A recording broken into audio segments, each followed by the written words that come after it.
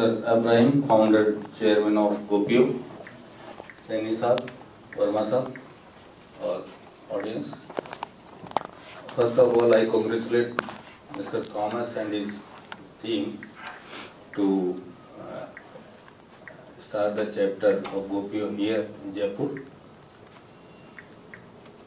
In my opinion, this is the right time or appropriate time to open this type of chapter in Jaipur,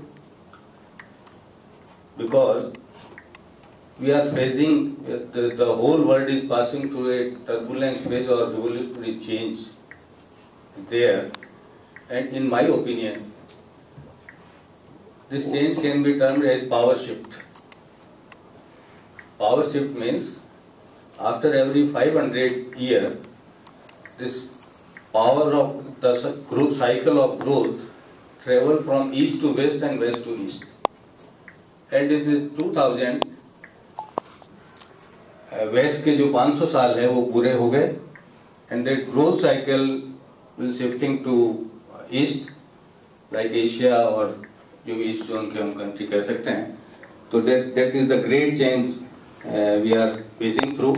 और इस तीनों change जब भी ऐसे change हुआ है, तीन तरह की चीजें इसमें एक साथ चलती है या वो तीनों पावर काम करती हैं: muscle power, money power and knowledge. तो जो गोपियो जो नॉलेज पावर है, आई थिंक वो इंडियन कम्युनिटी के लिए या जहाँ जहाँ भी इंडियन लोग रह रहे हैं वो सभी को इस चेंज में मदद करेगी, ऐसा मेरा मानना है.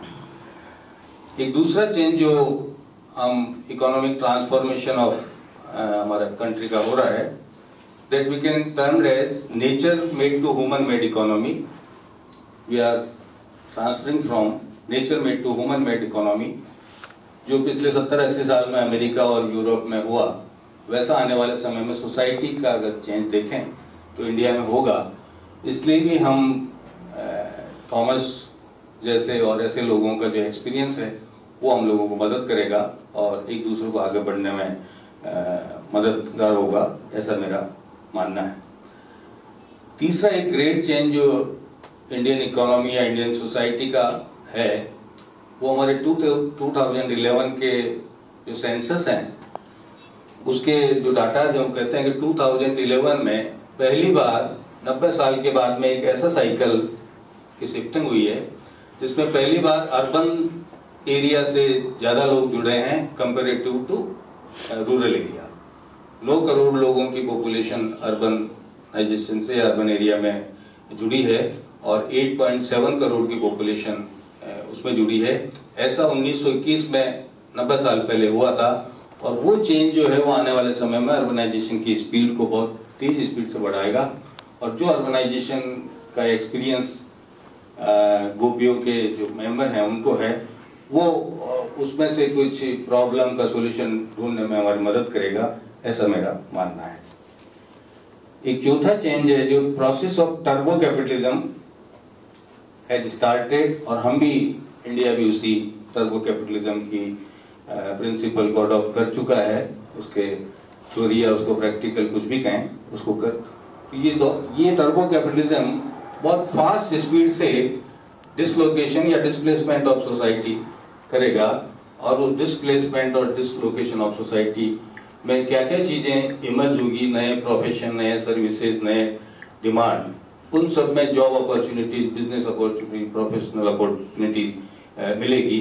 और गोपियो के जो मेंबर हैं उनको वापस हमारे देश में आके, इंडिया में आके काम करने की अपॉर्चुनिटी मिलेगी, ऐसा मेरा मानना है. पांचवा चेंज है प्रो ग्रोथ गवर्नमेंट पॉलिसी.